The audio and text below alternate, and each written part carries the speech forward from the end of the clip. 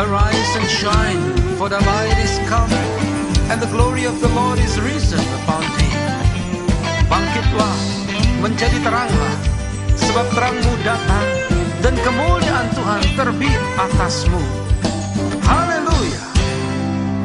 Saatnya gereja Tuhan nyatakan, Yesus kan datang segera.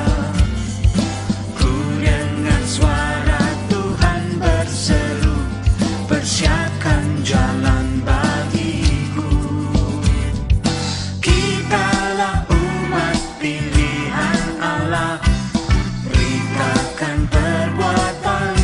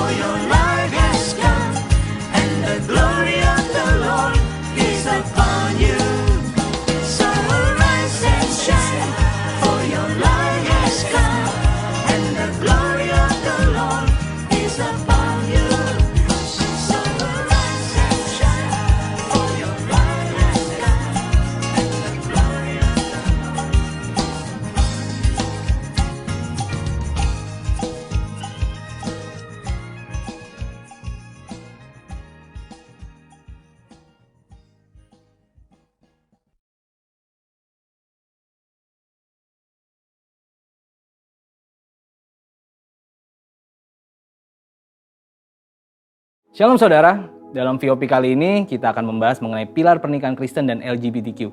Dengan semakin maraknya isu-isu mengenai LGBTQ dan hal-hal yang terkait dengannya, gereja kita GBI Jalan Jenderal Gatot Subroto memandang perlu untuk memberikan panduan yang alkitabiah mengenai pernikahan. Di gereja kita, prinsip-prinsip alkitabiah mengenai pernikahan dikenal dengan nama 7 pilar pernikahan. Pilar pertama yang juga menjadi hukum pertama dalam pernikahan adalah pernikahan yang Allah tetapkan adalah antara seorang laki-laki dan seorang perempuan, di mana jenis kelamin laki-laki dan perempuan itu tetap sejak lahir. Kita bisa lihat bahwa prinsip ini menolak dosa homoseksual dan lesbian. Mengapa hal ini penting? Karena pada mulanya Allah menciptakan manusia laki-laki dan perempuan. Allah memberkati mereka dan memberi perintah untuk beranak cucu dan bertambah banyak memenuhi dan melakukan bumi. Kemudian dengan jelas Allah memberikan satu hukum bahwa seorang laki-laki akan meninggalkan ayahnya dan ibunya dan bersatu dengan istrinya, yang adalah satu orang perempuan sehingga keduanya menjadi satu daging. Jadi sesungguhnya pernikahan yang Allah ciptakan itu heteroseksual, yaitu antara satu orang laki-laki dan satu orang perempuan, bukan yang sesama jenis atau homoseksual. Perlu diingat juga bahwa ketika Allah menciptakan Adam sebagai seorang laki-laki dan Hawa sebagai seorang perempuan, Allah tidak bertanya pada siapapun. Allah menentukan gender seseorang dalam kedaulatannya dan tidak dapat diganggu-gugat oleh siapapun. Jadi jika seorang menolak gender yang Allah putuskan, hal itu seperti menolak Sang Pencipta, yaitu Allah sendiri. Bagaimana jika terjadi orientasi seksual yang berbeda dengan gender bawaan lahir? Hal tersebut sama dengan kondisi manusia berdosa yang cenderung untuk melakukan perbuatan-perbuatan yang melawan hukum Allah. Apakah seseorang dapat berkata, karena saya memiliki kecenderungan untuk melakukan perbuatan pelanggar hukum, jadi saya lakukan saja pelanggaran itu? Tentu tidak demikian. Orientasi yang keliru itu tidak dapat dijadikan alasan untuk melanggar hukum Allah, tetapi harus dikendalikan dan diarahkan kepada orientasi seksualnya yang benar, yaitu yang sesuai dengan gender bawaan lahirnya. Jadi ketika kelompok LGBTQ berusaha supaya keberadaan mereka dapat diterima secara legal di Indonesia, sekalipun banyak pandangan yang pro dan kontra, gereja perlu mengambil sikap yang sesuai dengan Alkitab. Sekarang mari kita lihat faktor-faktor apa saja yang menjadi penyebab LGBTQ. Faktor pertama yaitu adalah faktor pola asuh dalam keluarga. Faktor pengasuhan dalam keluarga punya pengaruh yang sangat besar terhadap perkembangan satu individu, dari bayi sampai dewasa. Perkembangan yang dimaksud mencakup tubuh, jiwa, dan rohnya. Karena itu parenting yang baik sangat penting supaya seorang anak yang akan berkembang dengan baik.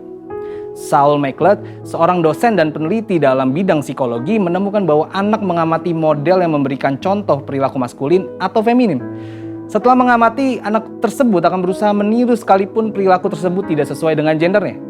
Karena anak akan meniru apa yang sering dilihatnya. Faktor kedua yaitu faktor lingkungan. Faktor lingkungan baik di dalam keluarga maupun di luar keluarga juga memiliki pengaruh yang besar. Dikatakan oleh Jonathan Tan, seorang transgender yang sudah dipulihkan di dalam nama Tuhan Yesus. Inilah pentingnya seorang anak harus diberlakukan sebagaimana identitas dirinya. Jika ia terlahir sebagai anak laki-laki, maka ia harus diperlakukan sebagai anak laki-laki, diasuh dan dibesarkan sebagai seorang anak laki-laki. Demikian pula dengan perempuan.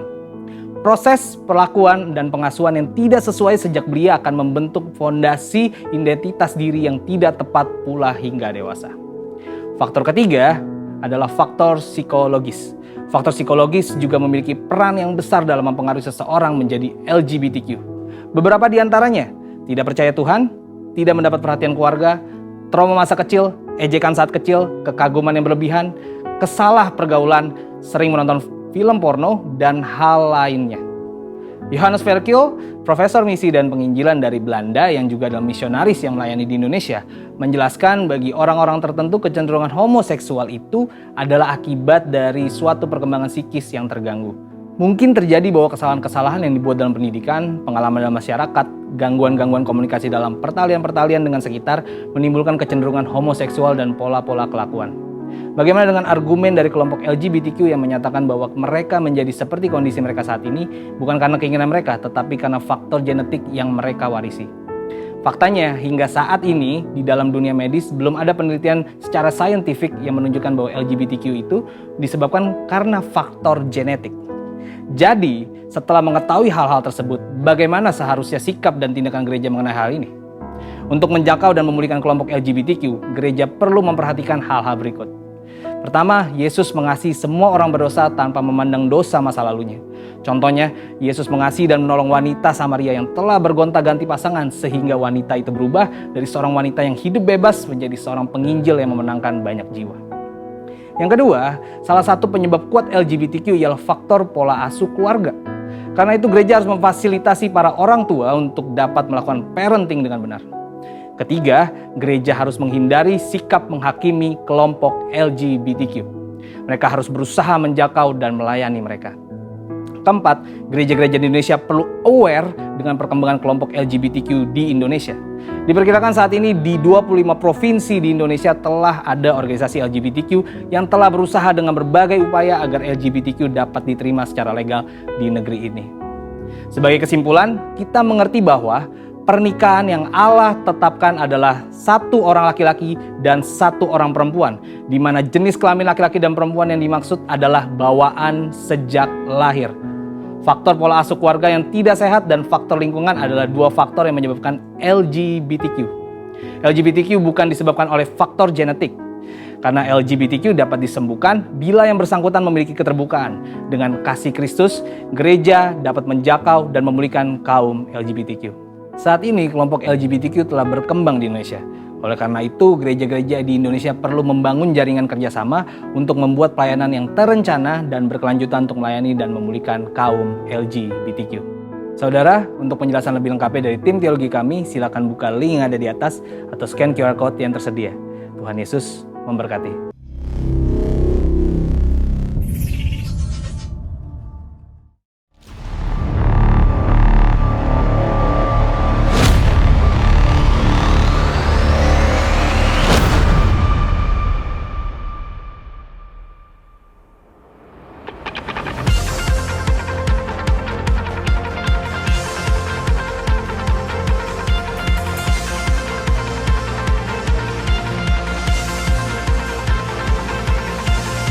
Sebab Tuhan telah berfirman, dari gelap terbit terang yang bersinar.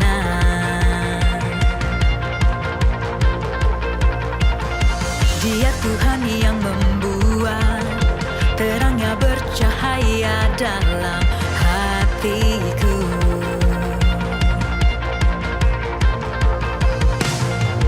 Kebenaran-Mu yang membawa hidupku bersinar terang, bawa kemuliaan-Mu.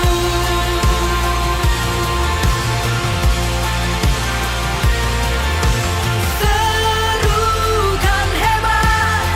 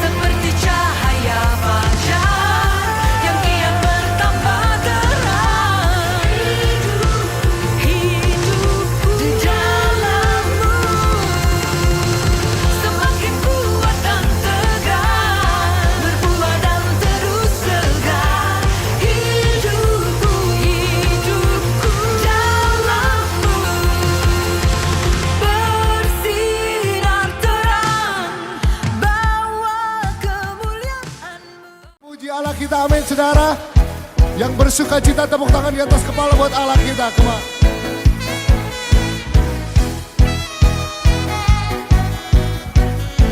Mari sama-sama kita mau katakan,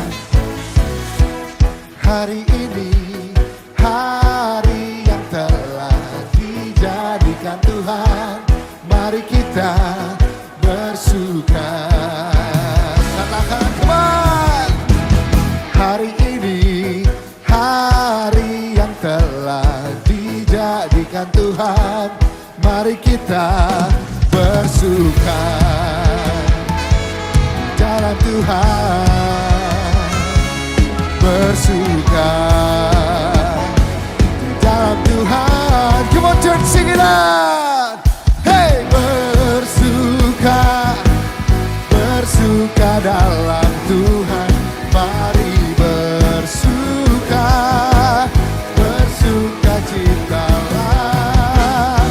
Bersuka, bersuka dalam Tuhan. Sekarang bersuka, bersuka citalah. Amin. Mari katakan bersama, hari ini hari yang telah dijadikan Tuhan, mari kita bersuka. Oh, hari ini hari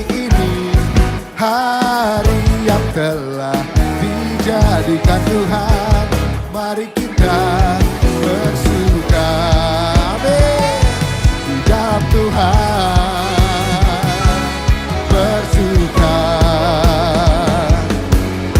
Orang yang bersuka cita, angkat tanganmu, nyatakan bersama. Bersuka, bersuka dalam Tuhan. Mari bersuka, bersuka citalah. Oh,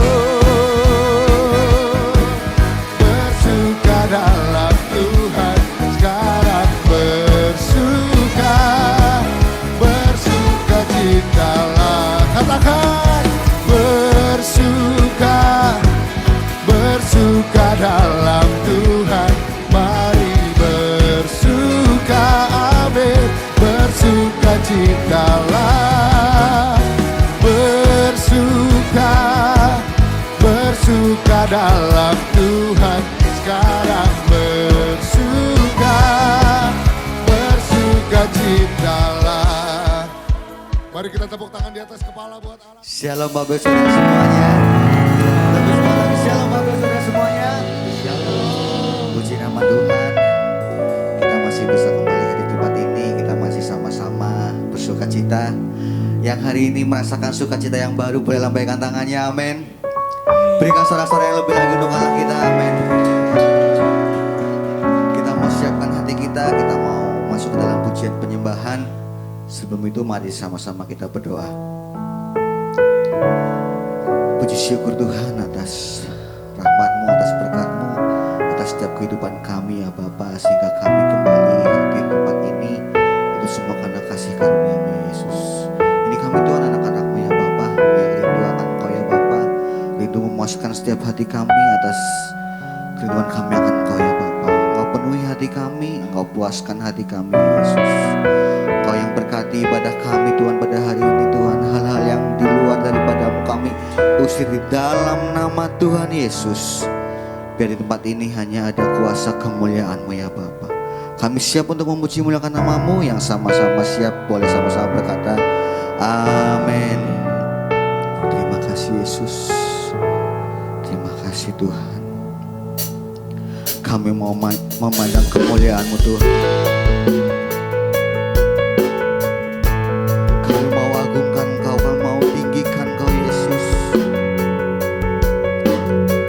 Terima kasih Tuhan.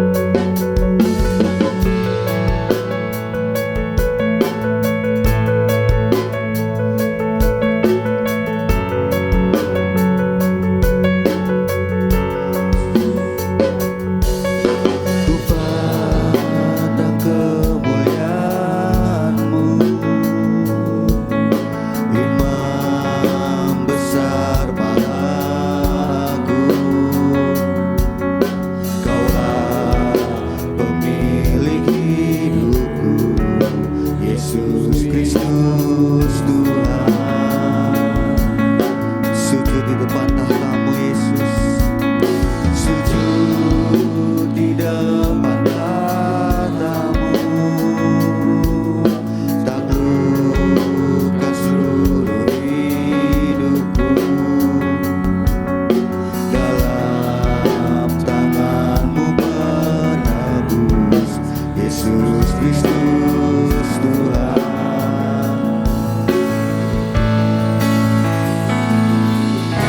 Tiada satu pun yang luput dari karya kasih-Mu yang mulia.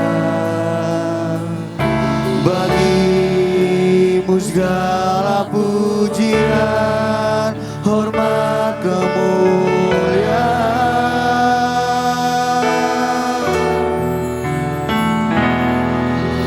Engkau Tuhan ku tinggikan, yang bangkit dan menang, Yesus Kristus Tuhan, Raja mulia dan luhur, berkorban bagiku.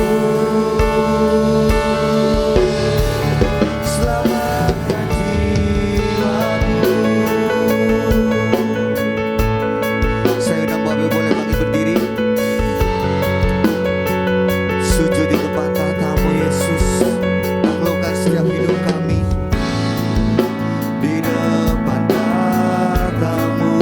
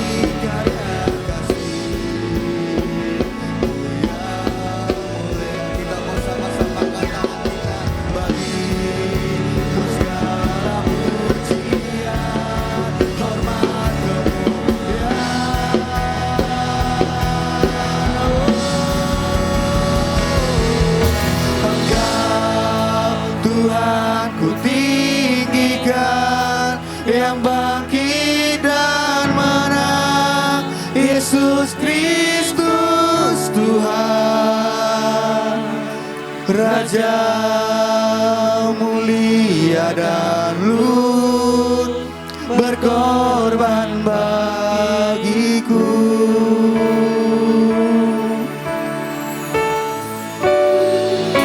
Maka jiwaku memuja, menyembah Sang Raja, Yesus Kristus Tuhan. Kekal sempurna kuasa-Mu, agunglah karya-Mu.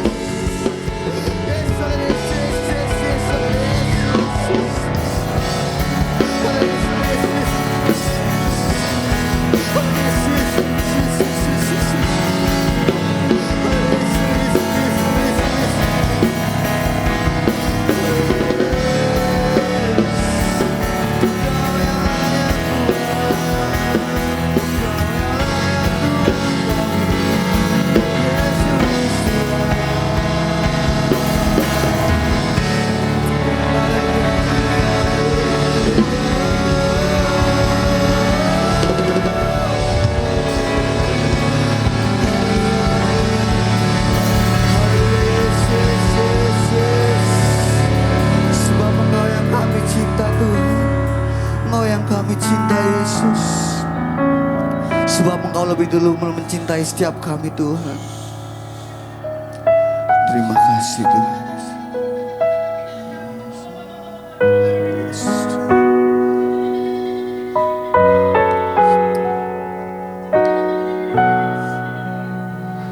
Yes, I love you, Jesus, I love you. Yes, I love you, because you first loved me. Amen. And I love you, Jesus, I love you. And I love you because you first loved me.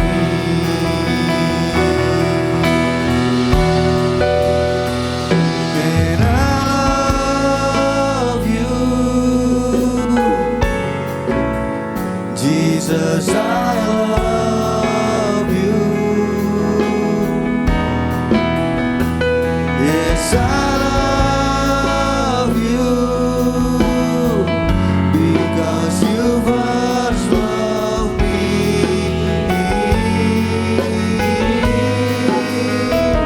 Yes, I love you, Jesus, I love you.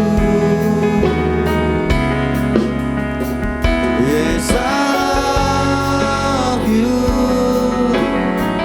because you first loved. Nothing can tear me away from your love, Lord.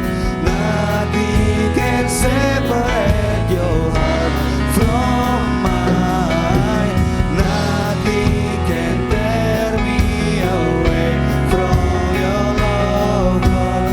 I am yours, I am yours. Sekali lagi boleh berikan sorak-sorai yang lebih lagi kedua kita. Sorakan haleluya. Puji nama Tuhan. Saya sapa sekali lagi semuanya. Shalom. Shalom. Yang hari ini merasakan sukacita, merasakan kebaikan Tuhan, boleh dan saya lihat lambaian tangannya, amin. Kita mau sama-sama nyatakan kebaikan Allah kita. Sebab Allah kita Allah yang baik, dari dulu, sekarang, dan sampai selama-lamanya. Katakan Allah itu baik. Allah itu baik, sungguh baik bagiku. Ditunjukkannya kasih setianya, Dia menyediakan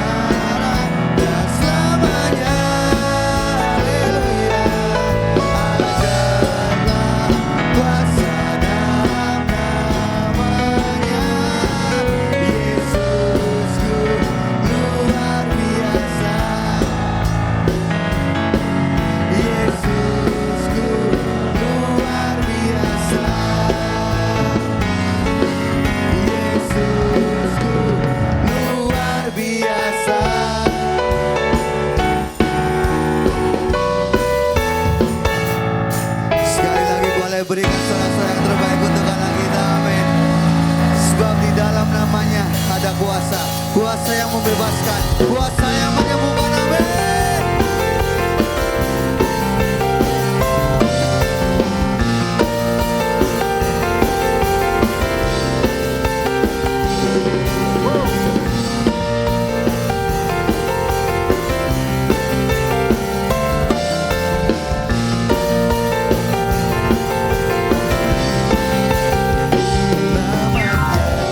Tuhanku menara yang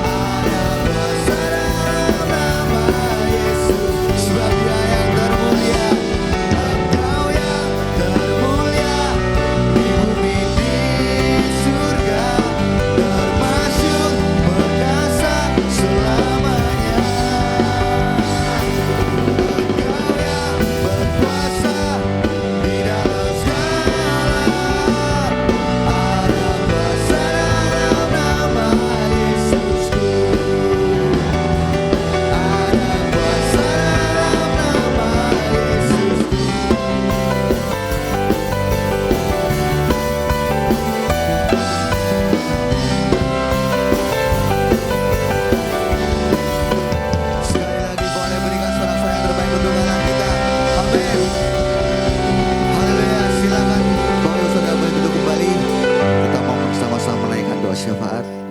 Tuhan Yesus, hanya Engkau yang ditinggikan.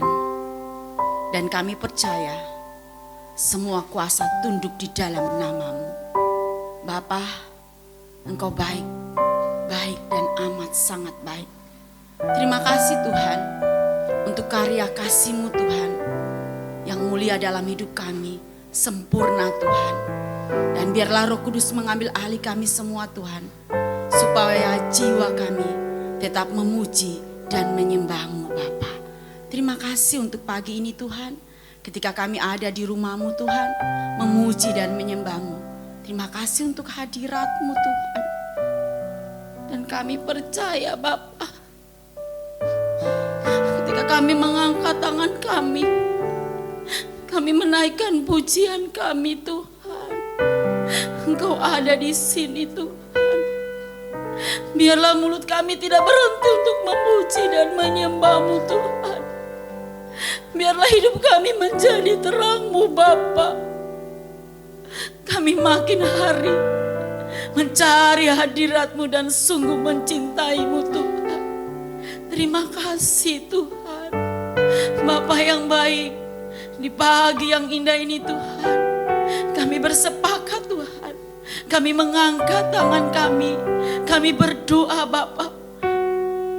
Biarlah kasih-Mu selalu memberkati akan para pemimpin rohani kami Tuhan. Kami berdoa bagi Bapak Pendeta Rubin Adi Abraham. Kami berdoa bagi Bapak Pendeta Andreas Budi Utomo. Kami berdoa bagi Bapak Pendeta Abednego Rasdi. Bahkan kami berdoa bagi Bapak Gembala kami di tempat ini, Bapak Kartomius Sarjono. Tuhan, kami teringat juga akan Gembala pembina kami. Kami berdoa bagi Bapak Pendeta Insinyur Niko. Dan juga kami berdoa bagi Ibu Pendeta Mulyanti Suwarna. Bapa di surga, kami berdoa membawa para pemimpin dan pembina rohani kami. Tuhan, kami terlalu percaya bahwa Engkau begitu mengasihi mereka. Kekuatan-Mu yang besar selalu ada dalam hidup dan kehidupan mereka. Bahkan Roh-Mu selalu berjalan kemanapun mereka melangkah. Kemanapun Tuhan Engkau menyuruh mereka. Kemanapun Tuhan saat mereka melakukan tugas dan tanggung jawab mereka. Sebagai seorang pembina, sebagai seorang pemimpin rohani kami Bapa. Tuhan, kami percaya bahwa kasih-Mu menyertai akan hidup dan kehidupan mereka. Tuhan, dalam melayani-Mu Tuhan, dalam mengiringi pekerjaan-Mu Tuhan, bukan saja suka yang mereka hadapi, tapi banyak tantangan yang mereka hadapi dalam situasi saat ini Tuhan. Kami berdoa Tuhan, biarlah Tuhan tuntunan-Mu Tuhan, hikmat-Mu, kebijaksanaan-Mu dan terus semangat kesehatan Tuhan berikan bagi mereka, supaya apapun tantangan yang mereka hadapi, mereka tetap berjalan bersama-sama-Mu Bapa. Dan terima kasih Tuhan, semuanya terselesaikan karena cinta-Mu kepada mereka. Bapa, apa yang mereka perlukan Tuhan, baik untuk keluarga mereka, baik untuk pelayanan mereka, terima kasih Engkau penuhi itu dalam hidup dan kehidupan mereka. Terima kasih Bapa, di pagi yang indah ini Tuhan, kami membawa seluruh majelis jemaat GBI Gunung Padang. Biarlah hari-hari ini Tuhan, kami bersatu hati, kami bisa melakukan tugas dan tanggung jawab kami dengan baik. Ada kegerakan Tuhan yang kami lakukan supaya Purbalingga dimenangkan Bapa. Dan kami percaya ketika kami melayani dengan sukacita, maka berkat-Mu mengalir dalam hidup dan kehidupan kami. Bapa, berkati setiap kegiatan ibadah yang akan kami lakukan dalam sepekan nanti Tuhan. Semuanya berjalan dengan kasih Tuhan. Hadirat Tuhan ada Tuhan ketika kami ada dalam satu ibadah, baik ibadah WBI, baik ibadah sekolah minggu maupun ibadah kul gabungan, apapun ibadah para kaum pria semuanya Tuhan, kami percaya ada hadirat Tuhan. Dan kami benar-benar merasakan bahwa Engkau ada di sepanjang hidup kami Bapa. Terima kasih Tuhan. Di dalam nama Tuhan Yesus kami mengangkatkan tangan kami. Kami berdoa, kami memberkati 5 generasi GBI Gunung Padang. Tuhan, kami percaya bahwa kami tidak kekurangan, karena kami punya Tuhan yang luar biasa. Sikaralika labalabala sikinalaka sikar. Berkat Tuhan selalu mengalir dalam kehidupan kami. Berkat kesehatan, berkat keuangan, berkat rohani berlimpah-limpah, berkat kepintaran berlimpah-limpah Tuhan ada dalam kehidupan kami. Dan persiapkanlah kami Tuhan untuk mempersiapkan suatu umat yang besar besar bersama dengan Bapak Gembala kami. Tuhan, biarlah lewat GBI Gunung Padang Bapak, kami bisa memenangkan jiwa untuk kemuliaan dan kehormatan nama-Mu Bapak. Kami mengucap syukur Bapak, sikiriala kasikara bala-bala sangka, lalika laba sikiriala kalakasikara bala-bala sangka. Kalau kami sudah bisa Engkau percayakan untuk tempat yang luar dan lebar Tuhan. Terima kasih Bapak. Gedung renovasi gudang ini Tuhan, untuk kami bisa ada untuk menjadi mesbah-Mu, untuk menjadi rumah-Mu Tuhan. 90% sudah berjalan dengan baik. Itu karena Engkau Bapak, itu karena kasih-Mu Bapak. Lalika labala sikara, dan kami percaya di waktu yang tepat Tuhan, gedung ini siap dipakai. Dan biarlah gedung ini Tuhan, Purbalingga memuliakan Tuhan. Kami percaya Tuhan, 18 kecamatan Engkau rebut Tuhan untuk kemuliaan dan kehormatan nama-Mu. Bapak yang baik, kami katakan shalom bagi Indonesia dan kami katakan shalom bagi Purbalingga. Engkau lebih tahu apa yang terjadi di bangsa dan kota kami. Terjadilah dalam kehendak-Mu. Berkati para pemimpin kami Tuhan, supaya mereka melakukan tugas dan tanggung jawab dengan baik Bapak. Tuhan, kalau hari-hari ini ada terjadi demo Tuhan, kami berdoa cara-Mu yang menyelesaikan itu Bapak. Tuhan, kami deklarasikan Mazmur 23 terjadi bagi bangsa dan kota kami. Terima kasih Bapak. Tuhan, saatnya kami akan duduk, kami akan mendengarkan kebenaran firman-Mu.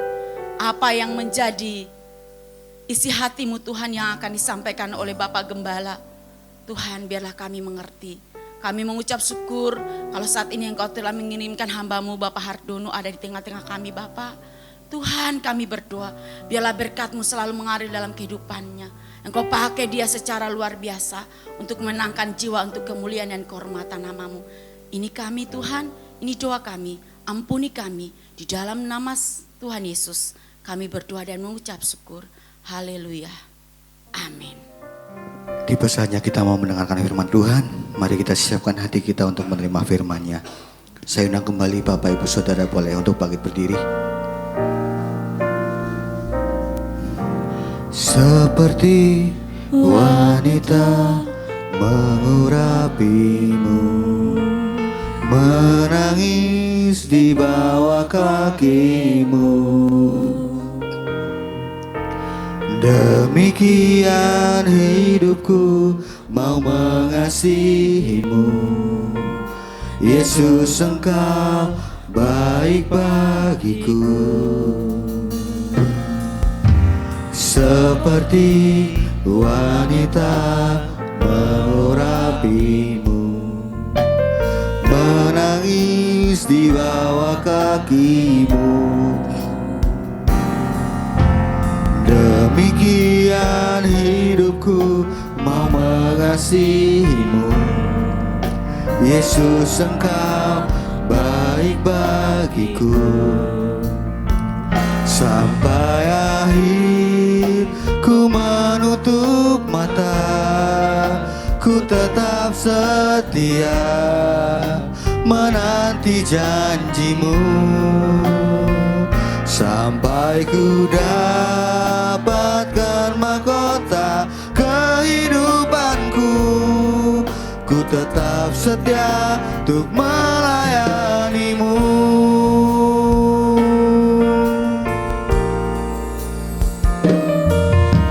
Seperti wanita mengurapimu, menangis di bawah kakimu. Demikian hidupku mau mengasihimu. Yesus, Engkau baik bagiku. Sampai akhir ku menutup mata, ku tetap setia menanti janji-Mu. Sampai ku dapatkan mahkota kehidupanku, ku tetap setia untuk melayani-Mu. Sampai akhir ku menutup mata, ku tetap setia menanti janji-Mu. ku dapatkan mahkota kehidupanku, ku tetap setia untuk melayanimu.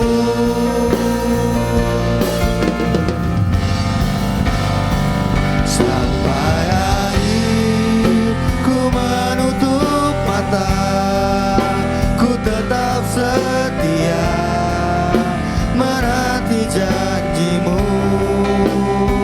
Sampai ku dapatkan mahkota kehidupanku, ku tetap setia untuk melayanimu. Saya undang kepada namanya. Sampai akhir ku menutup mata, ku tetap setia menanti janjimu. Sampai ku dapatkan mahkota kehidupanku, ku tetap setia untuk melayanimu. Ku tetap setia untuk melayanimu. Ku tetap setia untuk melayanimu. Haleluya, haleluya, haleluya. Terpujilah namamu Tuhan selama-lamanya, sampai selama-lamanya. Haleluya. Makasih Tuhan, haleluya. Makasih Tuhan, haleluya. Bapa Tuhan kami Yesus Kristus, Bapa yang maha mulia, pengasih dan penyayang, maha pemurah dan maha segalanya. Kami terus memuji dan meninggikan Engkau, menyembah Engkau sebab Engkau layak dipuji dan ditinggikan ya Bapa. Tuhan terima kasih untuk waktu kesempatan yang indah yang Tuhan beri pagi hari ini. Kami boleh ada sebagaimana kami ada. Terima kasih untuk kesehatan dan kekuatan yang Tuhan beri. Terima kasih untuk berkat-berkat-Mu yang berlimpah. Terima kasih untuk pertolongan dan kasih-Mu. Terlebih terima kasih untuk keselamatan yang Tuhan beri. Biarlah setiap kami boleh mengerjakan keselamatan itu dengan takut dan gentar. Terima kasih Tuhan untuk hari ini kami boleh beribadah kepada Tuhan. Kami boleh memuji dan meninggikan nama Tuhan, mengagung-agungkan Engkau. Dan inilah saatnya Tuhan kami mendengarkan kebenaran firman Tuhan. Mari Tuhan Engkau berbicara, sesungguhnya kami siap mendengarkan. Roh Kudus urapi kami semua, supaya setiap kami yang mendengarkan firman-Mu, kami mengerti sehingga kami dapat melakukannya. Dan biarlah setiap hati kami seperti tanah yang subur yang siap ditaburi oleh benih firman-Mu, sehingga benih firman-Mu itu boleh bertumbuh-tumbuh dan berbuah-buah.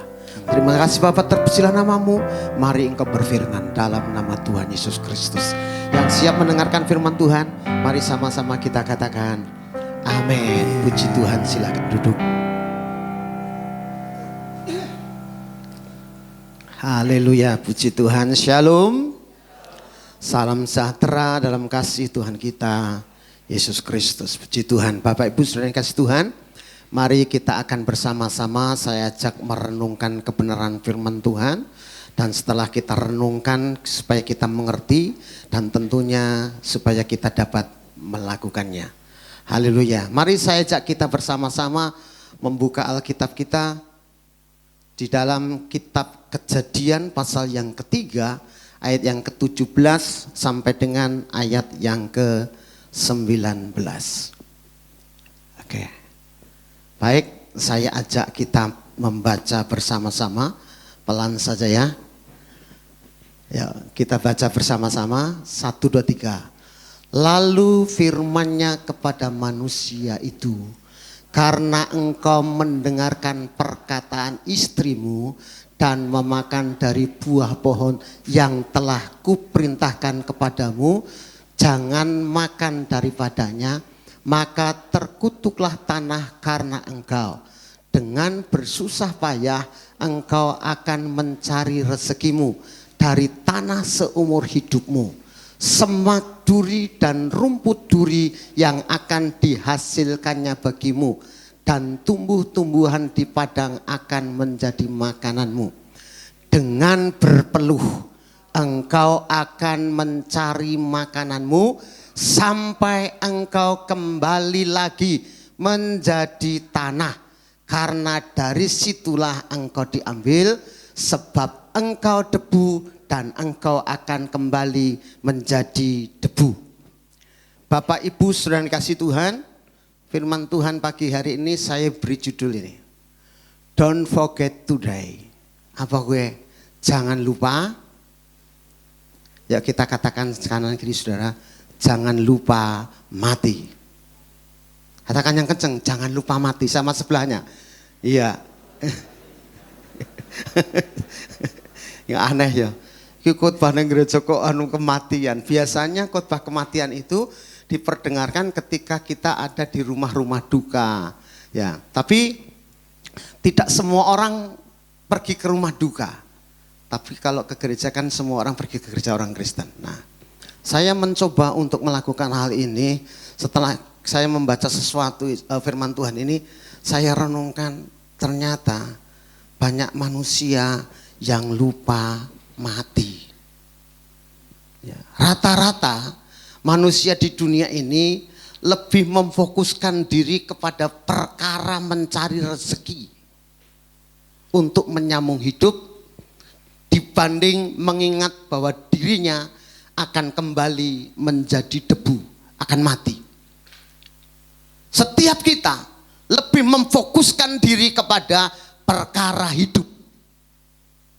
Kita jarang memikirkan, bahkan mempersiapkan bagaimana nanti kalau saya mati. Dari saudara bangun tidur sampai mau tidur lagi, pernah enggak terbesit dalam pikiran kita bagaimana kita mempersiapkan diri untuk menyongsong, menyambut kematian? Jarang ya? Jarang ya? Bapak Ibu suka merenungkan enggak? Aku nanti kalau mati, saya harus siapkan diri sejak sekarang. Itu jarang direnungkan. Nah, rata-rata orang lebih memfokuskan diri kepada perkara-perkara kehidupan. Melek mata yang dipikirkan ya cari duit, cari rezeki. Karena memang itu yang difirmankan. Ya, dengan berpeluh kamu akan mencari rezekimu. Untuk mencari rezeki orang harus berpeluh. Peras keringat banting tulang. Tapi orang suka dan harus melakukan ini. Sampai karena fokusnya kepada mencari rezeki dengan berpeluh itu, maka orang lupa bahwa dia akan mati. Ya, coba dipikirkan benar nggak seperti ini? Tuhan itu ketika memberi firman, dengan berpeluh engkau akan mencari rezekimu sepanjang umur hidupmu sampai engkau kembali menjadi debu, sebab dari situlah kamu diambil. Nah, fokusnya kepada mencari rezeki, tapi menjadi kembali kepada debu tadi kurang dipikirkan oleh kita. Sebab itu setiap kita jangan lupa mati. Katakan sebelah kanan kiri sekali lagi. Jangan lupa. Maksudnya apa? Maksudnya sudah jauh, ojo kon golek duit gitu ya. Ya, jangan hanya cari uang, cari rezeki terus. Setiap kita harus ingat bahwa kita akan mati. Dan di sinilah akhir dari segalanya, yaitu di kuburan. Penulis buku namanya Warren Buffett menulis begini, segala kebaikan, segala kehormatan, segala kebesaran, bahkan segala sesuatu yang dapat diraih dengan uang, sama-sama menantikan tempat yang tidak dapat dihindarkan. Segala kemuliaan berakhir di pekuburan.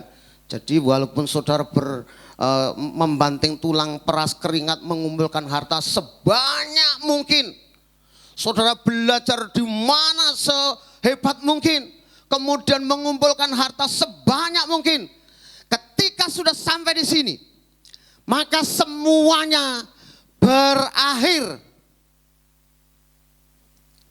Sederet mobil yang saudara punya berakhir di sini, tidak ada gunanya lagi. Rumah mewah yang saudara bangun sampai tingkat 17 sekalipun tidak ada gunanya kalau sudah sampai di sini. Ilmu yang sudah capai sampai S1, S2, S3, S4, kalau ada S7 boleh juga. Semuanya berakhir di sini dan tidak akan ada gunanya lagi. Karena itu mari kita belajar untuk kita mempersiapkan diri manakala kita dipanggil oleh Tuhan. Manakala kita harus kembali ke sini. Saudaraku, kematian adalah sesuatu yang pasti. Baik. Sekali lagi, mari ingat, kematian adalah sesuatu yang pasti. Ini terjadi ketika manusia melanggar aturan Allah yang tertulis dalam kitab Kejadian itu loh. Ya, ketika Tuhan memberikan perintah kepada Adam, ya. Ayat 16 itu Kejadian 2 ayat 16 berkata begini. Lalu Tuhan Allah memberi perintah ini kepada manusia. Semua pohon dalam taman ini boleh kau makan buahnya dengan bebas.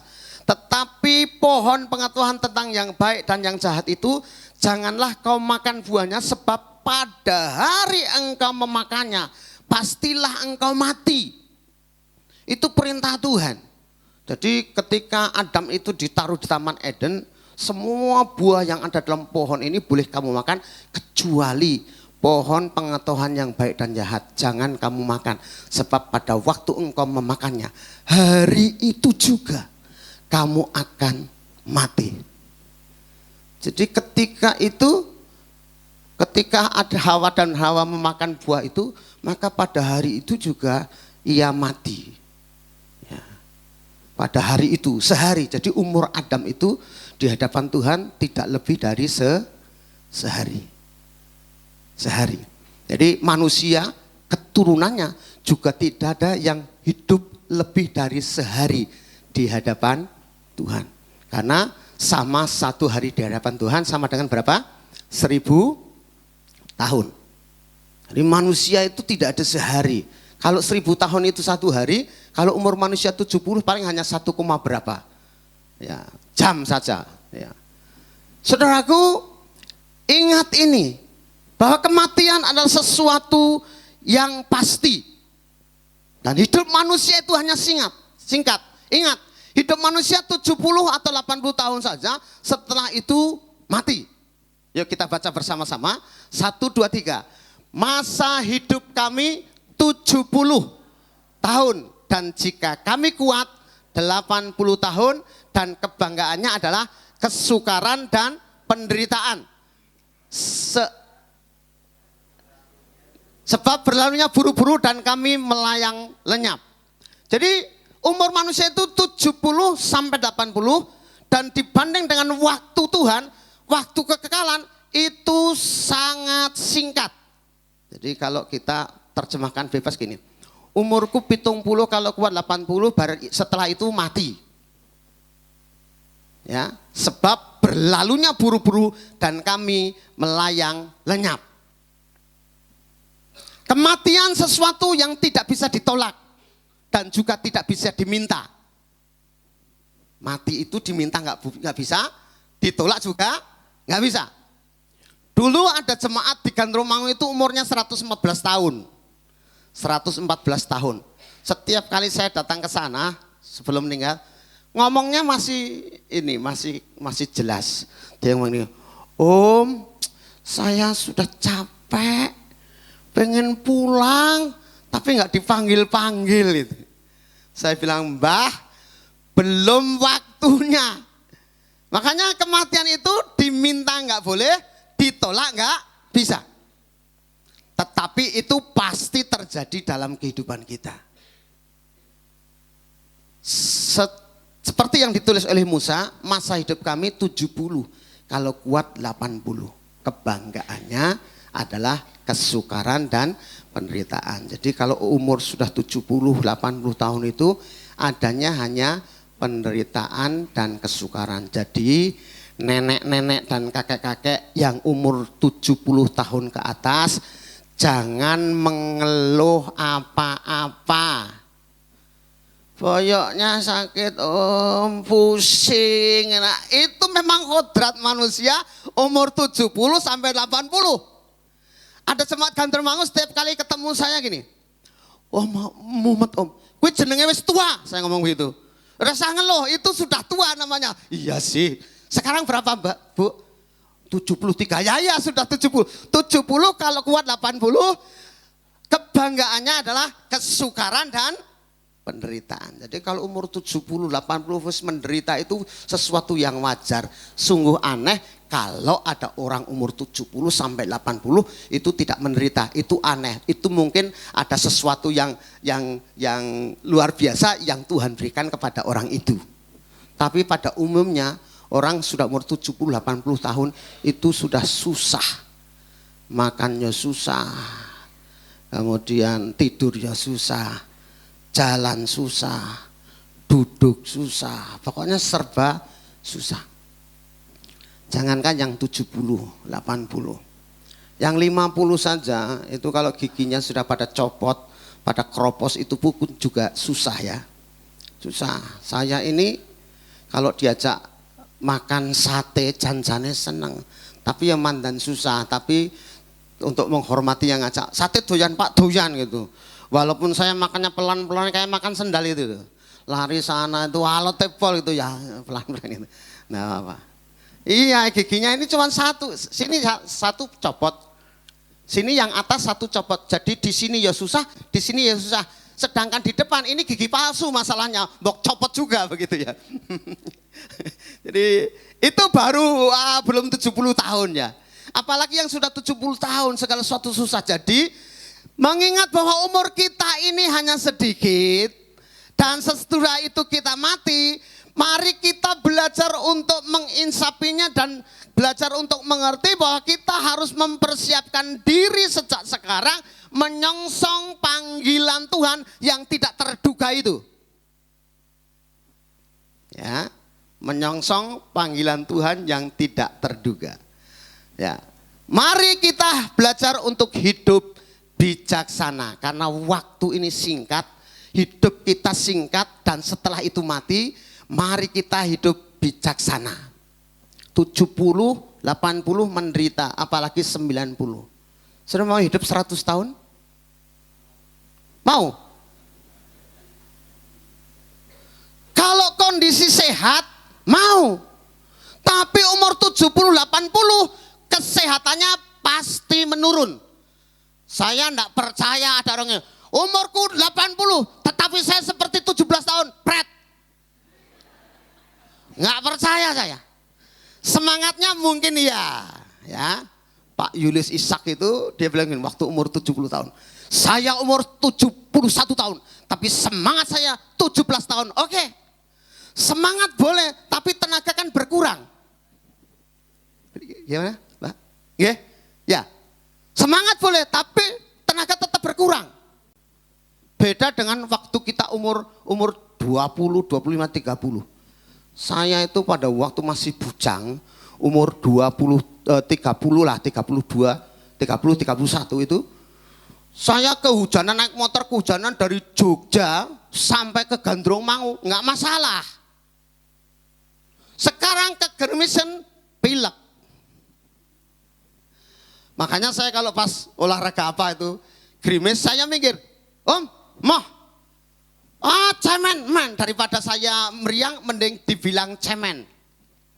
Nggak apa-apa, daripada dibilang, wah top, ternyata meriang, ngapain? Ya, saya nggak mau. Nah, saya ketemu dokter gini, Pak olahraganya apa Pak? Saya sepedaan. Pak, kalau sepedaan, kalau pas nanjak, mending dituntun ya Pak, jangan di ini. Nanti jantungnya kasihan, karena Bapak sudah ada tanda-tanda gejala jantung katanya. Oh ya. Jadi saya harus berhati-hati. Ya walaupun saya tidak tidak menolak apapun, tapi saya harus menjaga diri. Karena apa? Kondisi kita, yang tahu kondisi kita adalah kita sendiri. Dokter bilang nggak usah biar dikira hebat daripada nanti bahaya Pak. Mending dituntun saja, siap Pak Dokter. Jadi kalau saya naik sepeda sama teman-teman, kebetulan teman-teman saya semua anggota PANG. Jadi kalau sepeda nanjak, biasanya mereka dituntun. Ya, karena mereka anggota PANG semua. Ngerti pang itu? Pang itu adalah pangsiunan dan pengangguran. Wong tua-tua maksudnya. Kalau teman saya bilang, wes ora kanggo, katanya gini, sudah tidak terpakai karena sudah tidak kerja lagi ya. Mereka suka dituntun, jadi saya rada aman. Tapi kalau bersepeda spot dengan anak-anak muda saya nggak mau. Ayo om, mau. Kalau pelan-pelan saya mau, tahu kenceng-kenceng saya nggak mau. Kasihan jantung saya. Ya, karena saya sudah ini vonis dokter ada macam-macam penyakit, ada jantungnya, ada ginjalnya, ada itu. Ya kalau semua orang kan punya ginjal, punya jantung, punya, cuman bermasalah gitu. Ya. Beberapa waktu saya periksa pas pelayan di Banjarnegara itu ada pemeriksaan itu, Mbak. Kan ada ditulis ya di belakangnya. Pemeriksaan cek darah 20.000, kolesterol 5.000, ini semua kalau semua 25.000. Aku diceklin. Ya, itu istrinya Pak Sunaryo Nathan, dicek. Pertama istri saya dulu, istri saya. Oh kolesterolnya bagus, asam uratnya bagus, cek gulanya. Bu, gulanya 426. Oh ya, berarti kena diabetes Bu. Oh ya, baru tahu itu. Ya sakulin. Ya. Oh kolesterolnya bagus, asam uratnya bagus. Gulanya tinggilin, nggak usah kaget. Apa ya Pak? Iya. Tapi sehat Pak, sehat. Oh iya Pak 500. Oh ya apa-apa. Enggak apa-apa. Ya 500. Dan setelah itu dia, Pak, ya kita makan. Bapak mau makan apa? Oh, ayo doyan aku. Apa saja saya mau. Iya, saya diajak makan apa saja mau. Kebetulan saya porsinya sedikit. Jadi tidak terlalu berisiko. Ya, saya makan apa saja sedikit. Saya tidak bisa makan langsung banyak, nggak bisa, sedikit. Tapi sedikit lama-lama jadi bukit bisa. Jadi misalnya sekarang makan, nanti 2 jam lagi atau 3 jam lagi makan bisa. Tapi kalau langsung banyak nggak bisa. Ya, jadi saya aman dalam hal makanan ya. Walaupun gulanya tinggi, nggak masalah lah. Saya makan apa saja mau. Pak nggak ada diilari, nggak apa-apa, nggak usah ilar-ilaran. Saya semua doyan. Nggak bahaya Pak, orang apa pol-polnya mati. Iya paling pol mati kok. Pak nanti bikin orang nggak apa-apa, paling pol mati. Mati adalah sebuah kepastian. Dan saya juga sudah berdoa karo Tuhan, saya tidak mau tua-tua. Tuhan aku mau umur 80 tahun, wah kesel. Tidak mau saya. Ya, dari dulu saya berdoa gini, Tuhan kalau boleh diizinkan Tuhan, umurku 70 tahun setelah itu pulang. Beberapa waktu saya ngomong sama istri saya, Ma, sebentar lagi tuh kalau sudah 70 tahun siap-siap jadi janda. Saya gitu. Ya toh. Kah kamu? Iya, saya nggak mau tua-tua. Saya nggak mau sampai umur 80, 90 masih jadi pendeta, masih khotbah. Ngapain kesel-kesel? Udah pulang aja, 70 selesai pulang. Kan gitu, sesuai dengan firman Tuhan. 80 tahun, 90 tahun, ngomong aja susah, jalan susah. Jangan sampai ada pendeta nih Pak Karto jam sekian pensiun. 90 tahun khotbah. Wah, mimbar dituntun. Bapak Ibu yang dikasihi Tuhan, mari kita bersama-sama buka kitab kelurahan. Maksudnya keluaran, tapi dari kelurahan. Lanjut kita buka kitab Mansur. Ya Mazmur tadi Mansur kan susah ya. Saya nggak mau seperti itu. Umur 70 selesai gitu. Kalau boleh, karena sekali lagi kematian itu diminta nggak boleh, ditolak nggak bisa. Tapi yang pasti itu sesuatu yang pasti, dan mari kita belajar untuk hidup bijaksana, yaitu mempersiapkan diri sejak sekarang. Jangan hanya berfokus kepada perkara dunia, perkara hidup, tapi mari kita mempersiapkan diri juga kepada perkara-perkara kematian. Orang lebih berfokus kepada mencari hidup, mencari rezeki. Untuk apa? Itu untuk kesenangan dunia saja. Manusia yang lahir dari perempuan singkat umurnya dan penuh dengan kegelisahan. Ya, ingat ini ya, hidup kita singkat. Berapa? 70 70 sampai 80. Kebanggaannya adalah kesukaran. Ya. Oma, opa, kalau lagi pusing, kalau lagi sakit nggak usah ngeluh. Nggak usah ngeluh. Ya dirasain aja. Kata istri saya gini, disyukuri saja gitu ya. Disyukuri saja. Karena itu yang harus terjadi dalam kehidupan kita. Ya, ingat, hidup ini singkat dan penuh dengan kegelisahan. Apa yang membuat orang manusia gelisah? Karena harta dan kesenangan dunia. Ini pengkhotbah itu ngomong gini, bahwa sebenarnya yang membuat orang gelisah itu perkara-perkara daging, perkara dunia yang dicari setiap hari itu menggelisahkan manusia. Nggak usah dibaca, saya bacakan yang terakhir aja. Ketika aku meneliti segala pekerjaan yang telah dilakukan dengan tanganku dan segala usaha yang telah kulakukan untuk itu dengan jerih payah, lihatlah segala sesuatu adalah kesia-siaan dan usaha menjaring angin. Memang tidak ada keuntungan di bawah matahari. Jadi jangan mengejar harta dunia. Ini yang dikejar oleh manusia, apalagi laki-laki itu yang dikejar ini. Aku mengumpulkan bagiku juga perak dan emas, harta benda raja-raja dan daerah-daerah. Aku mencari bagiku biduan-biduan dan biduan wanita dan yang menyenangkan anak-anak manusia, yakni banyak gundik. Itu khusus untuk bapak. Bapak kan kesini golek duit, ya, yang cari rezeki, yang cari uang.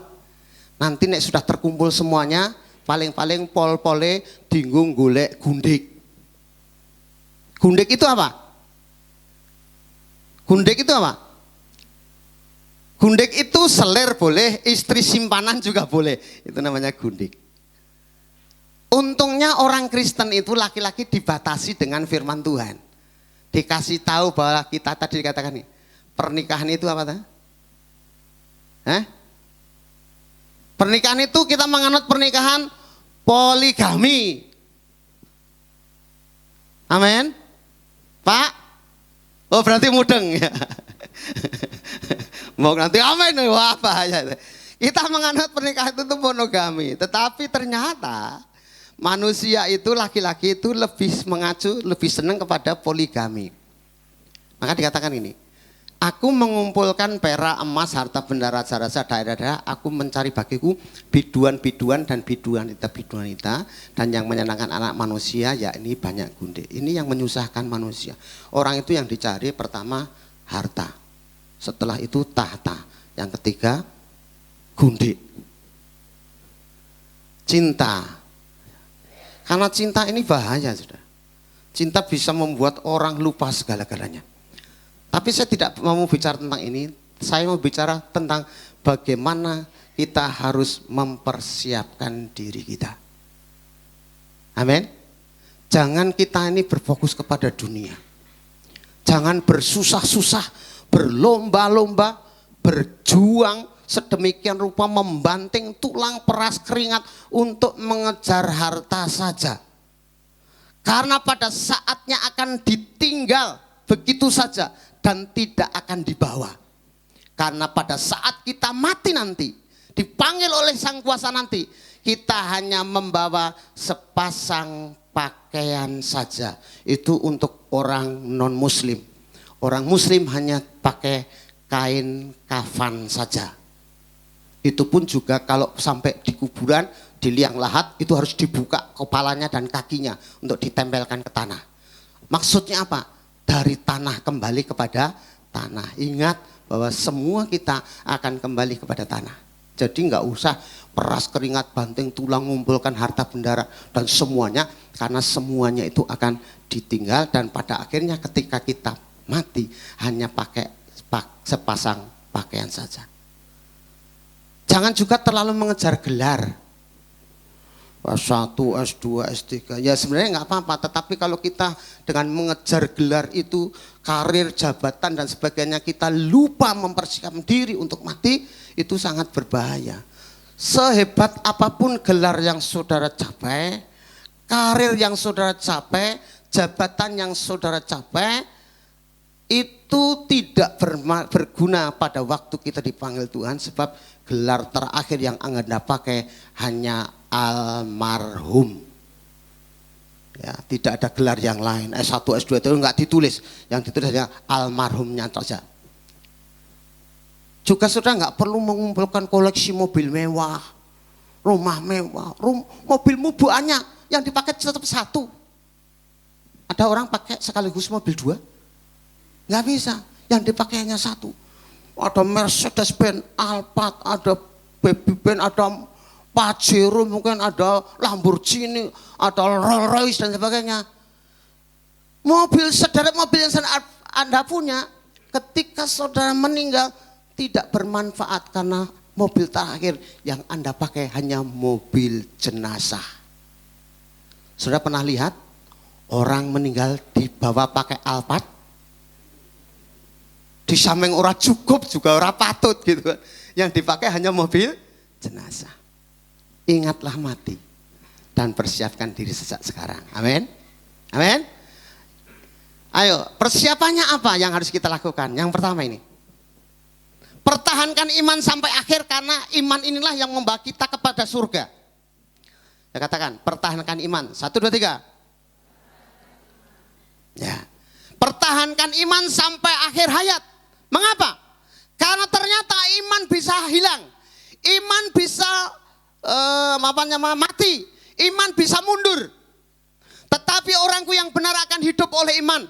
Dan apabila ia mengundurkan diri, kata dan apabila artinya ada potensi untuk mengundurkan diri.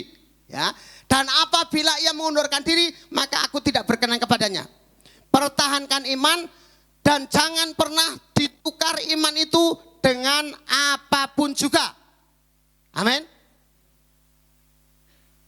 Bagi yang muda-muda, kayaknya dulu saya pernah khotbah tentang iman ini ya. Hati-hati jangan sampai imanmu ditukar dengan jodoh. Siapa sering belum bojo? Katakan. Yang belum nikah. 1, 2. Jangan ditukar dengan jodoh yang bukan seiman. Amin. Yang di sini ada yang belum nikah? Laki dan perempuan boleh? Jangan pernah ditukar dengan apapun imanmu, apalagi dengan jodoh. Jodoh itu sangat kecil dibandingkan iman. Karena jodoh hanya membawa kebahagiaan di dunia, itu pun kalau bahagia. Tapi iman akan membawa kebahagiaan kita sampai surga. Amin. Pertahankan iman, jangan sampai lepas. Ya. Betul. Jangankan jemaat, pendeta pendeta gara-gara jodoh murtad. Wah, saya nengok gregetan banget ini. Goblok saya bilang itu. Temenan loh. Pendeta ya. Pendeta gara-gara bojo. Murtad. Suatu ketika saya itu di ada Paskah ya. Paskah 4 kecamatan ya di Gandrumang sana. Saya dikasih tahu sama panitianya, Pak,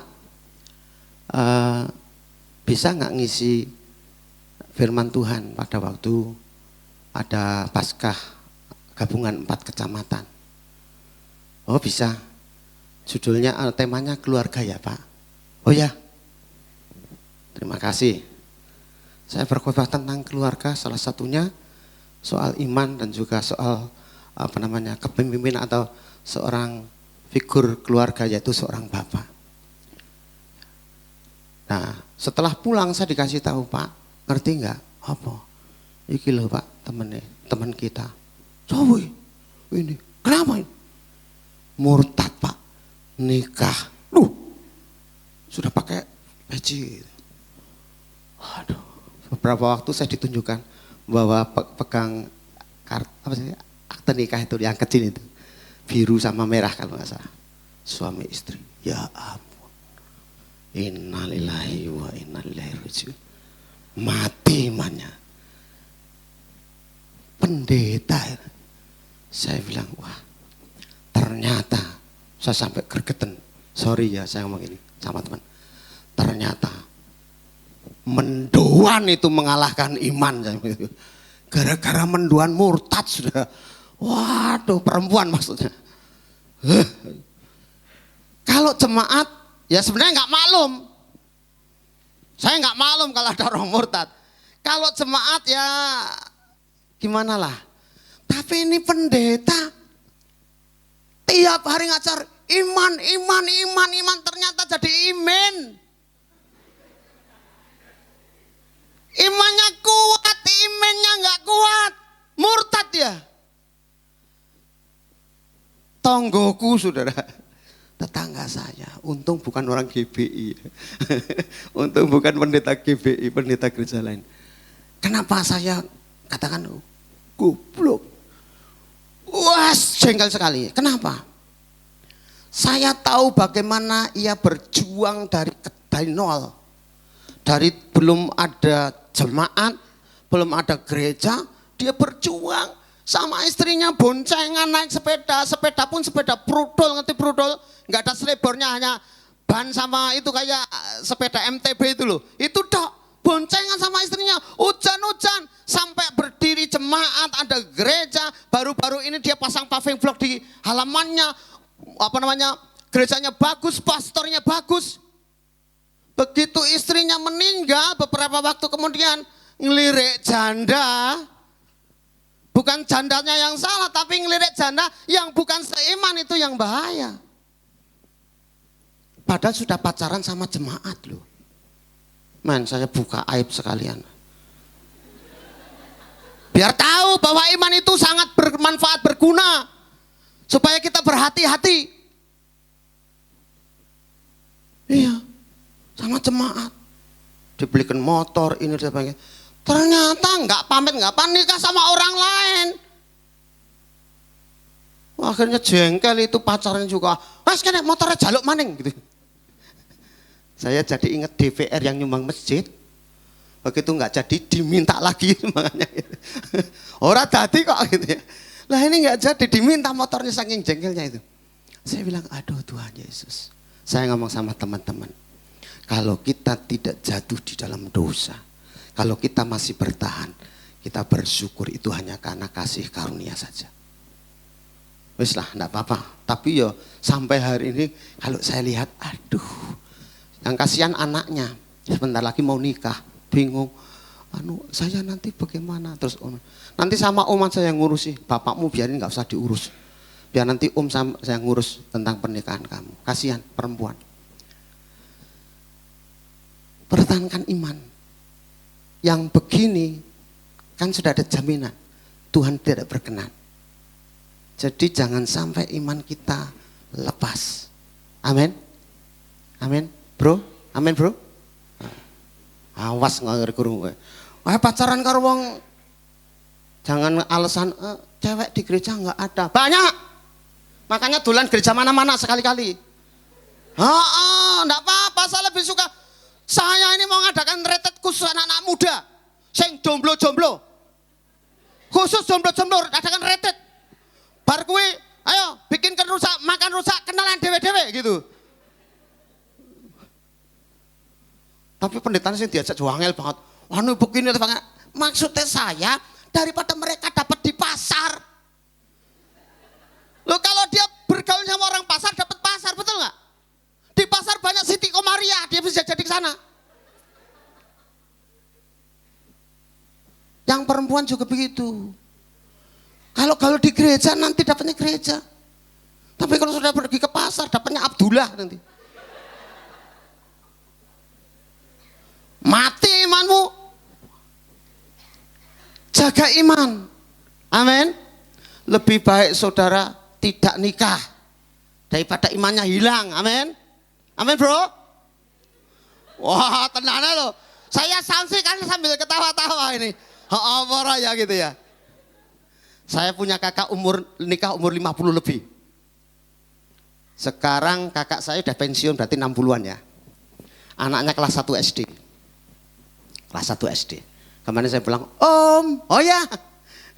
Sekolah Om ya, punya sangu belum? Belumnya tak sangoni gitu ya, mumpung ketemu. Baru SD. Saya bilang, enggak apa-apa. Daripada kamu nikah tapi hilang imanmu. Dulu pernah dek saya mau nikah tapi Siti Komaria. Oh enggak usah. Oh gimana? Enggak apa-apa. Lebih baik enggak nikah daripada kamu hilang imannya. Oh gitu. Iya, tapi rasa tapi enggak apa-apa. Saya sudah nikah masalahnya. Saya sudah punya anak. Tapi tapi kan saya dapatnya Maria Magdalena kan gitu kan, Priscilla kan gitu. Lah dia dapat Siti Komaria. Enggak usah lah. Akhirnya suatu ketika, Dek, aku ketemu apa? Golongan Maria Magdalena. Oke, saya sip. Saya tanya, pengen cepet apa suwe? Cepet no. Oh ya. Nomornya calon pacarmu. Nih, dikasih. Shalom. Ya, shalom Om. Sudah cocok dengan kakak saya apa? Sudah Om. Oh, pengen cepet apa? Lama? Terserah. Oke, saya pulang. Ayo kita ngelamar. Pak De, ngelamar untuk kakak. Dilamar langsung nikah. Begitu mau nikah, kurang beberapa hari, kamu punya uang berapa? Orang duwe. Loh, piye? Arep nikah ra ndek duit. Loh, jangan-jangan ra gelem nikah tuh enggak punya duit. Enggak punya uang. Saya sampai jengkel. Kamu itu loh kerja berpuluh-puluh tahun enggak punya uang. Janjane gajimu berapa? Gajimu kurang $10. $10. Gajimu kurang $10. $20. Kalau $20 terus 10.000 kan 200.000. Kudune kan cukup lebih. Loh aku lo jangankan $20, $2 aja kadang nggak ada. Karena nggak digaji. Makanya saya bilang, pendeta gembelengan saya sengit banget. Sengitnya apa? Pendeta itu dalam bahasa aslinya, nek ra dikeiran di duit, ngerti nggak? Kalau nggak dikasih nggak punya duit. Orang nyambut gawe. Untuk pendeta gembelengan itu alah kamu itu duit ya diwehi orang. Kan kita berkat hanya dikasih orang toh. Apa nyambut gawe? Kalau bapak ini mungkin usaha cari duit dari usahanya. Lah kita pendeta mau usaha dari mana? Hanya khotbah tok. Persembahan yang dipakai untuk kehidupan kita dari persembahan itu pun juga nggak boleh diutek-utek. Walaupun krismon. Kan waktu krismon pedagang ini harganya naik kan begitu toh? Barang-barang naik. Pendeta, saudara bapak ibu sekarang krismon kolektor naik. Itu nggak ada. Kan nggak ada begitu toh. Ya, oke. Ya. Jadi setelah itu kakak saya intinya nikah. Engko piye Dik wis ngene. Nanti semua tak urus sih. Yang penting kowe nikah, dapat orang Kristen. Ya. Ya, saya ngomong sama ibu saya. Bu, anak arep nikah. Duit-duit ora. Duit kok ngendi bapakmu mati ra ninggali apa-apa. Aduh. Padha wae ini. Memang bapak saya meninggal enggak ninggali apa-apa. Pensiunan juga tidak, sawah juga tidak, ladang juga tidak. Jadi hanya rumah sepetel itu dok, sudah, enggak ada yang lain-lain. Ya wes enggak apa-apa. Nanti tak urus ya, Mbah. Saya ngomong gini, Mbah, semua nanti tak biayai, ya. Tapi sumbangannya gue aku, saya begitu ya. Oh, saya yang keluar uang kok, gitu ya. Terserahlah, atur saja, begitu ya. Ya, singkat cerita nikah, sekarang anaknya. Kenapa saya ceritakan ini? Maksudnya, belajarlah mempertahankan iman. Apapun caranya dan bagaimanapun caranya, yang penting iman tetap kuat. Tetap dipertahankan sampai akhir hayat. Amin. Amin bro. Oke. Jangan sampai kecantol Siti Komaria ya. Oke. Ayu ora penting. Ya, ora penting. Cantik lah penting. Padha wae ya. Nanti saya kasih tahu ya. Kalian kalau mau cari istri yang cantik tapi Kristen ya. Oke. Kenapa? Karena kalau kamu punya istri kurang cantik, katakanlah jelek, dia apa-apa kita tetap elek. Wes bodoh sedek rapopo lah. Miskin enggak masalah, yang penting cantik itu bisa dibenahi. Tapi nek elek, dia apa-apa ke elek. Wes orang jelek itu dia apa-apa ke jelek, tapi cantik itu relatif ya. Cantik itu relatif karena orang kalau seneng pasti cantik gitu ya. Jadi dasarnya adalah cinta, seneng. Kalau nggak seneng, secantik apa tetap nggak. Tapi yang jelek apapun, kalau seneng pasti cantik. Gitu. Makanya gombloh itu ngomong ini, kepada waktu jatuh cinta, Dia karena lagu. Kalau cinta melekat, tai kucing rasa coklat gitu. Wih, wong jatuh cinta itu kayak gitu ya. Loh itu lagunya kan ada gitu dah. Pernah dengar lagu itu enggak? Saya dulu suka nyanyikan itu pada waktu masih SMA, nyanyi main gitar kayak gitu. Oke, kita kembali. Jadi pertahankan iman sampai akhir hayat, apapun yang terjadi, persoalan apapun, tantangan apapun, baik itu jodoh, ke keluarga atau ekonomi, tetap pertahankan iman, jangan sampai iman ditukar dengan apapun juga. Supaya saudara tetap selamat. Tetapi orangku yang benar akan hidup oleh iman, dan apabila ia mengundurkan diri, maka aku tidak berkenan kepadanya. Yang kedua, kejarlah perkara yang di atas dan bukan yang di bumi. Yuk jujur, kita banyak mengejar perkara yang di atas apa yang di bumi. Halo? Sebelah sini dulu mau nggak dengar. Bapak Ibu lebih banyak mengejar perkara yang di atas atau yang di bumi? Bumi. Yang di sini lebih banyak mengejar perkara yang di atas atau yang di bumi? Di sini. Atas apa bumi? Bumi. Ternyata ini memang pengejar bumi.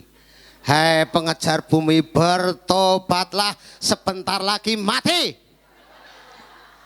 Kan begitu toh?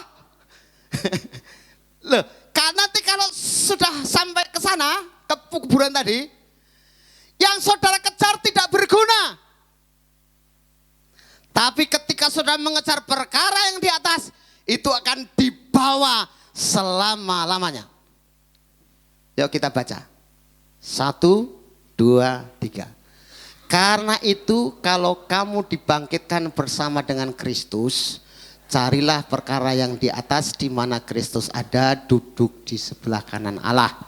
Pikirkanlah perkara yang di atas, bukan yang di bumi. Yang nomor 2 ini, ayat 2 ini, yang tadi mengejar bumi, bacaan sing keras. Ben telingamu sendiri dengar. 1, 2, 3.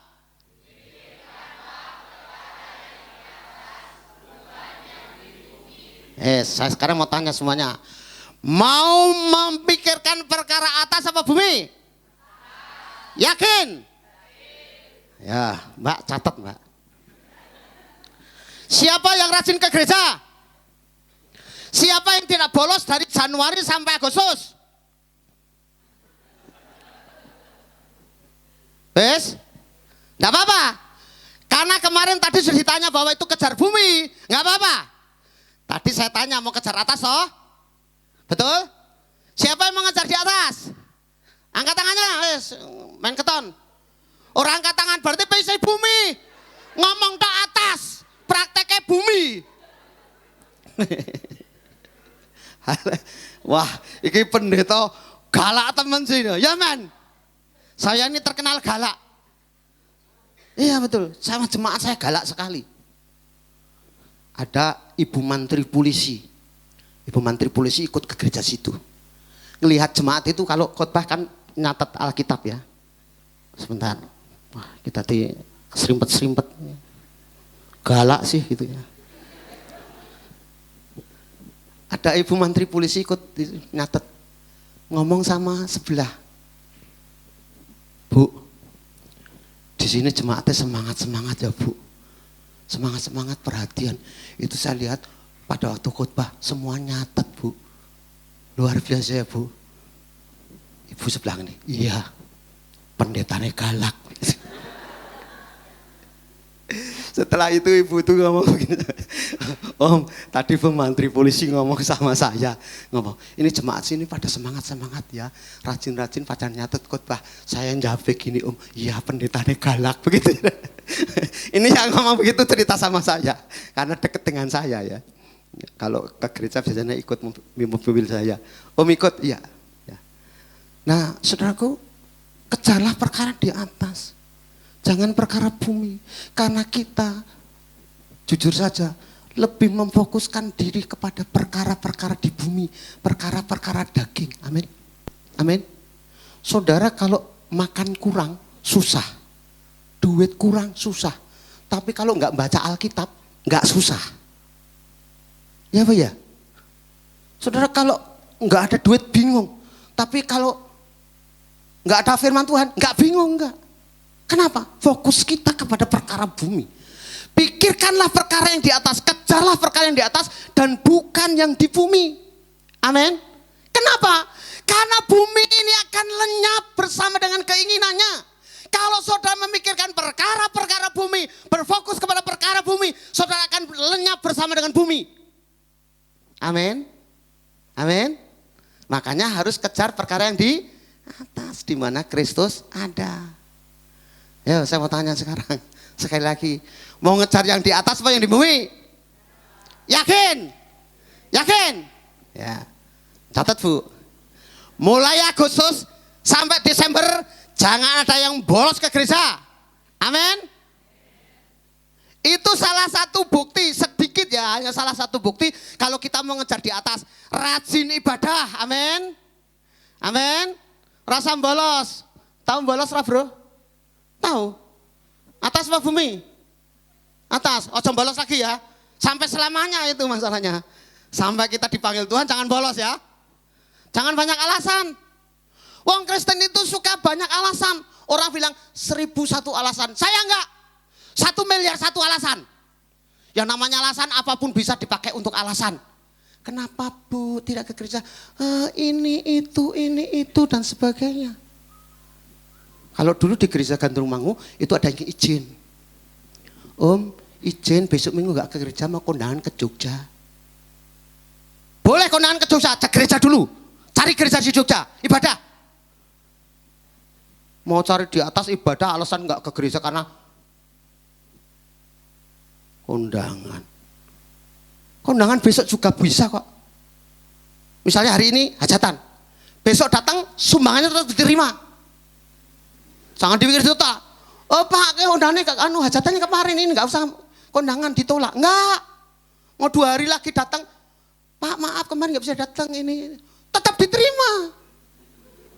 Apalagi saya yang kondangan, 2 minggu pun tetap diterima. Belum belum hajatan belum. Ya sis pengen banget hajatan tapi sing kon hajatan ora gelem-gelem gitu ya. Oke. Cari perkara yang di atas. Jangan banyak alasan. Salah satu cara yang mudah mempertahankan iman, kejar perkara di atas, rajinlah ibadah. Karena di situ diajarkan bagaimana kita mengejar sesuatu yang di mana Kristus ada. Amin. Amin Bapak Ibu. Jangan bolos lagi ya. Loh kok macet? Amin sih amin. Begitu jangan bolos lagi macet. Jangan-jangan sudah di sini amin di rumah aman. Aman orang iluh Pak Pendeta.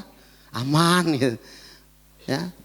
Cari perkara yang di atas, pikirkan perkara yang di atas, bukan yang di bumi, karena bumi akan lenyap dengan segala keinginannya.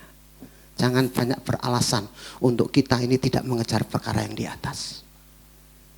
Alasan bisa dibuat bagaimanapun juga. Om izin, om mungkin ya. Saya hanya memaklumi orang tidak pergi ke gereja kalau sakit. Selain itu saya tidak maklum. Harus ke gereja. Iya harus ke gereja itu. Jangan ini itu dan sebagainya. Itu alasan dibuat. Kecuali ada orang ini. Om, minggu depan saya nggak ke gereja. Kenapa? Saya mau meriang gitu.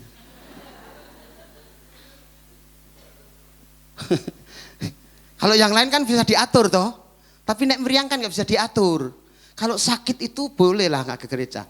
Itu nggak bisa diatur masalahnya. Tapi kalau yang lain-lain bisalah diatur. Intinya begini, mari kita belajar untuk mengejar perkara-perkara yang di atas. Memikirkan perkara-perkara yang di atas dan bukan di bumi. Yang terakhir, nah ini yang disukai jemaat. Ya dah? Yang terakhir. Jadi khotbah, poin khotbah yang terakhir ini penuh dengan mujizat. Sing ngantuk dadi orang ngantuk, ya. Sing loyo jadi semangat. Kenapa? Habis ini pulang. Coba kalau nggak ada yang terakhir, saudara bingung, tekan jam piro khotbah itu. Kan itu tak? Tapi jangan salah, saya punya teman itu, kalau ini ayat terakhir bisa tambah. Ini terakhir sekali. Ini paling terakhir. Ini sangat-sangat terakhir dan finish. Satu ayat khotbah dikupas 10 menit, tambah papat 40 menit. Oh bayangno. Apa jemaat ora klenger? Aku tahu apa yang ditakutkan jemaat pada hari Minggu. Yaitu khotbah panjang.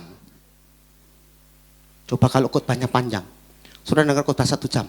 Tanda-tanda sudah diberikan.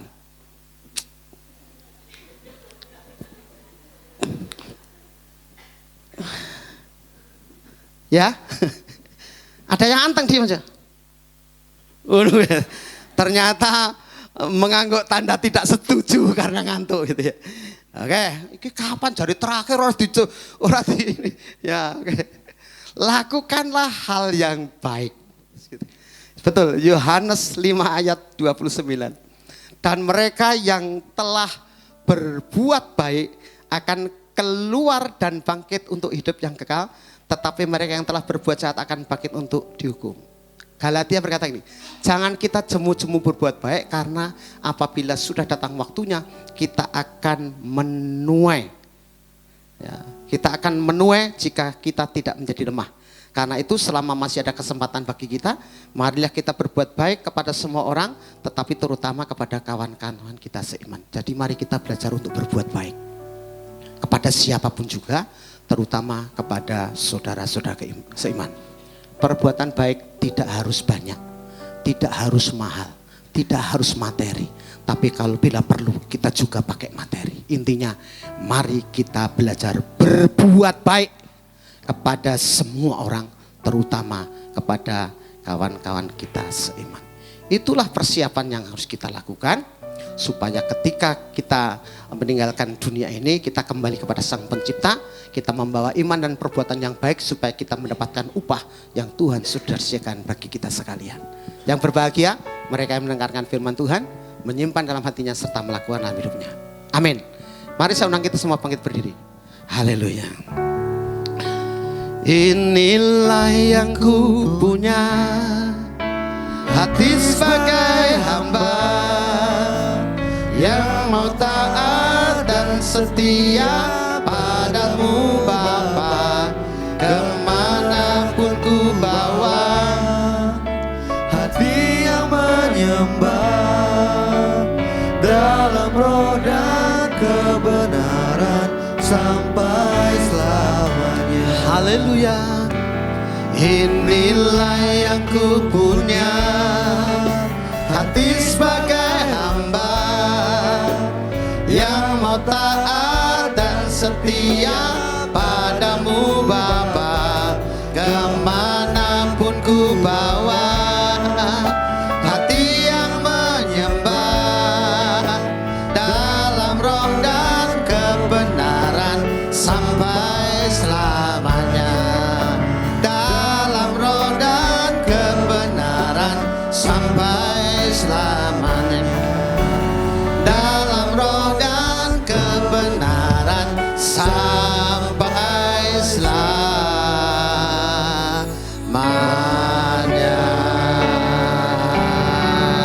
Haleluya. Bapak, terima kasih untuk kesempatan pagi hari ini dan terima kasih untuk firman Tuhan yang mengingatkan kepada kami bahwa setiap kami pasti akan kembali kepada Engkau. Dan biarlah setiap kami boleh mempersiapkan diri kami. Jangan sampai kami terlena dan tidak mempersiapkan diri, karena kami berfokus kepada perkara-perkara mencari rezeki, perkara-perkara dunia ini. Biarlah setiap kami boleh mempersiapkan diri saat sekarang.